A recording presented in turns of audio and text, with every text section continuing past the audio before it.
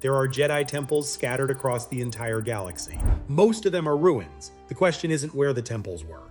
The question is what the Jedi were actually afraid of. The Jedi Temple on Coruscant is one of the most recognizable buildings in the entire Star Wars galaxy. 5 spires, ancient stone, thousands of Jedi trained inside its walls for generations. Most people assume the Jedi built it. They didn't, not entirely. What they built on top of is the part that should bother you. Beneath the Coruscant Temple, buried deep under the foundation, there's a Sith shrine. This isn't fan theory, this is confirmed canon established in the novel Tarkin and expanded in Ahsoka. The shrine was there before the Jedi ever arrived. It predates the temple by thousands of years. And the ancient Jedi who chose that location knew exactly what was under their feet. They built over it on purpose. The idea was to contain it, suppressing the dark side energy emanating from below, and use the temple's presence in the Force to act as a kind of seal. Here's what gets me about that. The Jedi philosophy is built on clarity, on the ability to read the Force without interference. And the entire time, for 1,000 years, their most important building was sitting on top of a dark side battery, slowly corrupting the ground they walked on, slowly distorting every meditation, every vision, every moment of quiet reflection any Jedi ever had inside those walls. Palpatine didn't need to destroy the Jedi from outside. He set up his office across the street and waited. But the Coruscant Temple is just one of many, and honestly, it might not even be the most interesting.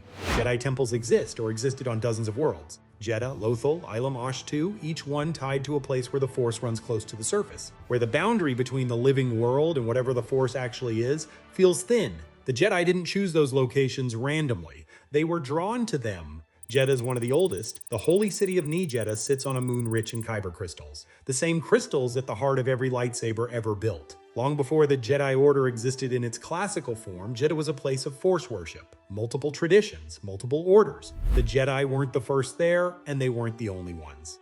By the time of Rogue One, the Empire had been strip mining Jedha for years, taking every kyber crystal they could find.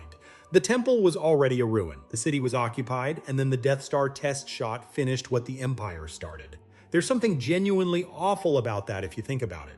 Jedha wasn't just a military target, it was one of the oldest sacred sites in the galaxy. The Empire didn't just take the crystals, they erased the memory of what those crystals meant. Ilum hits different. If Jedha was the ancient holy site, Ilum was the Jedi's most personal sacred ground. This is where Padawans came to find their kyber crystals. Every Jedi who ever built a lightsaber made a pilgrimage to those caves. The crystal chose you, not the other way around. The Clone Wars showed us this with Ahsoka. It's not metaphor. In canon, the crystal resonates with a specific Force user and forms a bond with them that lasts their entire life. The Empire mined Ilum too. They didn't just take the surface crystals. They hollowed the planet out and turned it into the Starkiller base. The weapon that destroyed the Hosnian system, the weapon that killed billions of people in a single shot, was built inside the Jedi's most sacred place of initiation. The Empire turned the planet where children came to find the light into a machine that extinguished it. But if we're honest, the Starkiller base is extremely tough. Lothal is stranger. The temple there is ancient, partially underground, and built around something the Jedi clearly didn't fully understand themselves. Inside it is the most famous entry to the world between worlds, a network of pathways through time and space. Doorways that let you reach into moments that already happened and pull people out of them. Ezra Bridger used it to save Ahsoka from Vader on Malachor, and then he closed it, sealed it from the inside because Palpatine was trying to get in. Think about what Palpatine wanted with that. He already had the Empire and almost the whole galaxy. What he wanted from the world between worlds was the ability to reach into the past and reshape it, to undo the moments he lost, including probably Padme's death. Canon doesn't confirm that last part, but it's hard to imagine what else he was after. Ahch-To is the oldest confirmed Jedi temple in canon. Luke found it because it was the only clue he had left, a piece of a star map that pointed back to where the Order began. The island there is called Ahch-To, but the specific structure Luke lived near is the Temple of the Wills. The caretakers of the island, the Lanai, had maintained it for thousands of years. Not as Jedi, they weren't Force-sensitive in any special way, they just kept it clean. There's something about that I find genuinely moving. The Jedi were gone for 20 years. The Empire rose and fell, the whole galaxy changed. And these small, quiet creatures on a remote ocean planet just kept sweeping the same floors. What was their reason for doing this? The sacred Jedi texts were stored there, Rey took them, and then Luke tried to burn the tree they were housed in, only for Yoda's Force ghost to beat him to it, lightning bolt and all, which is one of the funniest and most devastating moments in the sequel trilogy, depending on how you were feeling that day. And then there's Luke's temple. He built it, gathered students, tried to rebuild what was lost, and Ben Solo put the cherry on top. by burning it down in one night, along with the students who didn't escape. We don't know a lot about that temple in canon. The Rise of Kylo Ren comic fills in some details. The students, the chaos of that night, the ones Ben killed and the ones he didn't. But the temple itself is barely described. It existed, till it didn't anymore.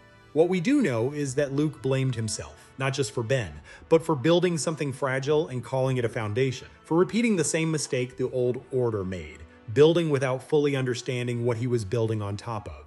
Every Jedi Temple in history was either destroyed, corrupted, or abandoned. Not one of them survived intact, and every single time, the Jedi saw it coming too late. That's not bad luck, that's a pattern. In Legends, the Jedi Temple on Coruscant had a vault deep beneath it, separate from the shrine, where the Order stored artifacts and knowledge too dangerous to use and too important to destroy.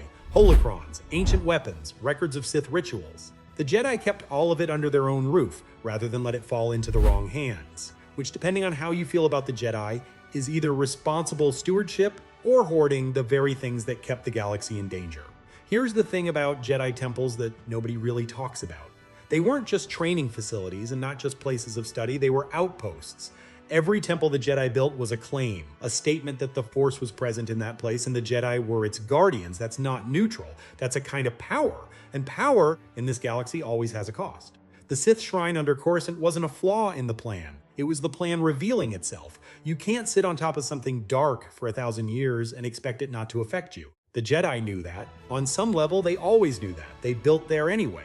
If there's a specific temple or a specific moment you want me to cover next, drop it in the comments. I hope you have a great week.